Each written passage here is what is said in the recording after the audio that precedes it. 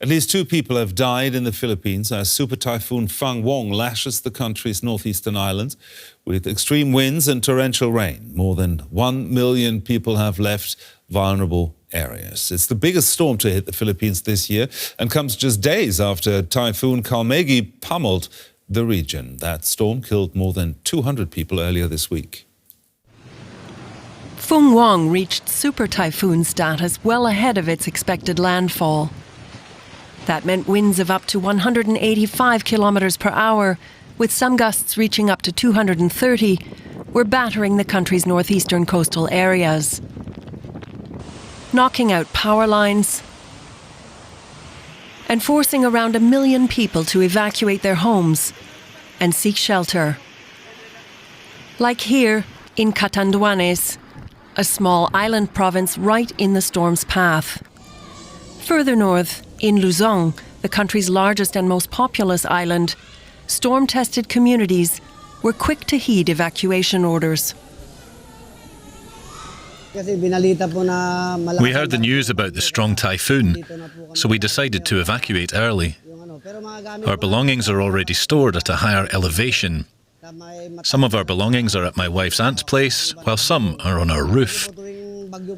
Whenever there's a typhoon, we often come here to take shelter because we live near a creek. When there's a typhoon, our place gets flooded and the waters can reach over our heads. The superstorm, locally known as Uwan, has a radius that spans nearly the entire archipelago that comprises the Philippines.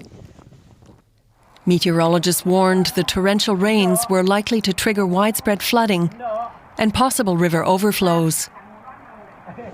The superstorm has forced the government to suspend recovery efforts in the wake of Typhoon Kalmaegi, which left more than 200 people dead just days ago.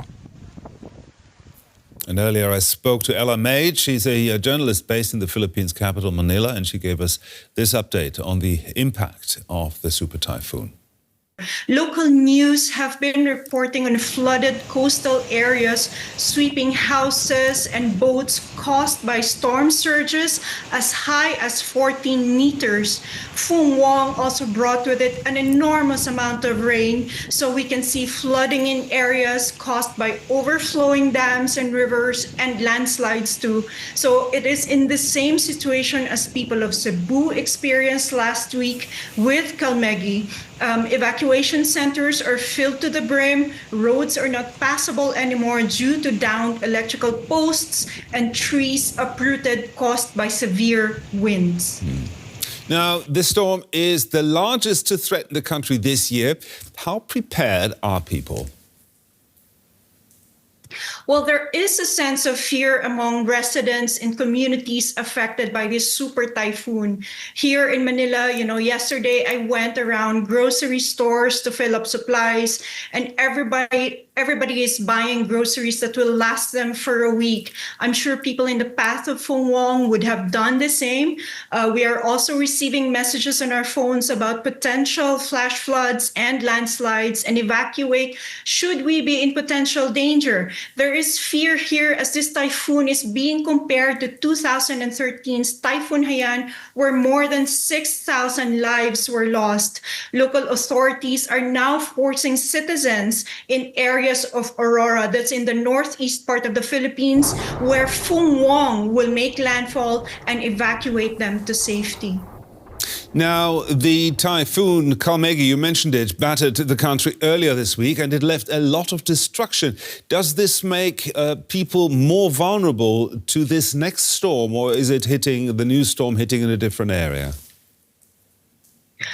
Typhoon Kalmaegi, which battered central Philippines, especially in areas of Cebu, where most damage was seen last week, will still feel the effects of Fung-wong. Weather officials say that because of the size of Fung-wong, which covers almost the entire country, areas in Cebu will still have life-threatening floods and winds, and are cautioned to still evacuate and get themselves to safety. I spoke to some residents from Cebu, and they said they're prepared to evacuate again, get their go bags, leave their homes, and go to safety. They say they cannot afford any more loss to lives. Mage there, a journalist in Manila. Thank you very much. And for more on this, we're joined by Mitzi Jonelle Tan, a Filipina climate activist, now based in Berlin. Mitzi, 2 typhoons in just 1 week. What makes the Philippines so vulnerable to these big storms? Combination of different things. We have to understand that the storms that the Philippines is experiencing right now is not natural. It is man-made because of the climate crisis, because of the fossil fuel industry.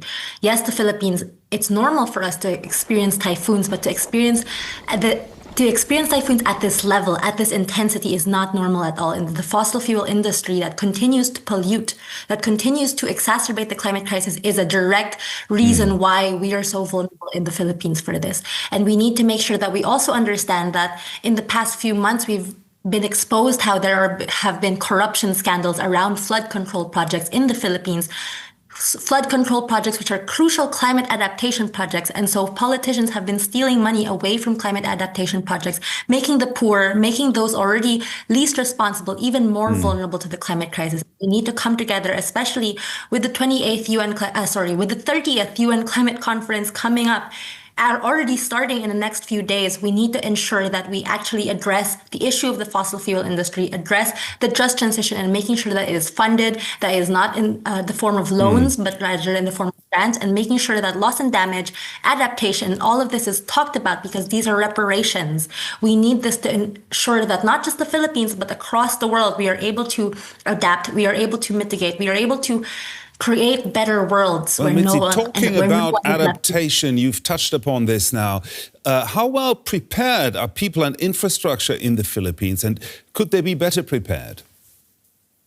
They could definitely be better prepared. As I said earlier, we've seen crucial flood control projects been destroyed because they weren't as stable, they weren't as strong enough, because politicians were corrupting the money, the funding that was supposed to go into these projects, so they're left unfinished. And this is what happened, especially in Cebu last week with the previous typhoon, and what we'll see now as well with Typhoon Fung-wong, with this current region. Because our politicians have been stealing money needed for the climate adaptation, then the adaptation that should have been there is not there. And aside from just the flood control projects, we still don't have evacuation centers that are actually built as evacuation centers. Most of them are gyms and churches, as the clip showed us earlier. They're not actually created for this. So they also flood. They also get impacted by the typhoons. And usually they're also schools, and that means youth education is also impacted way after the typhoon is gone.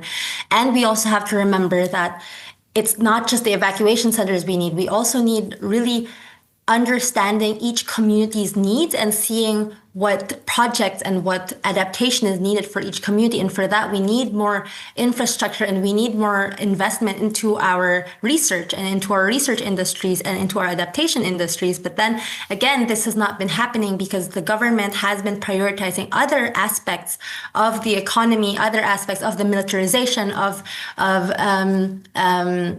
anti-terrorism, but really using it more for activism. And so we have to really ensure that our entire country really addresses the impact of the climate crisis, not just as an environmental issue, but as a whole of the nation approach. The climate activist, Mitzi Jonelle Tan, thank you very much.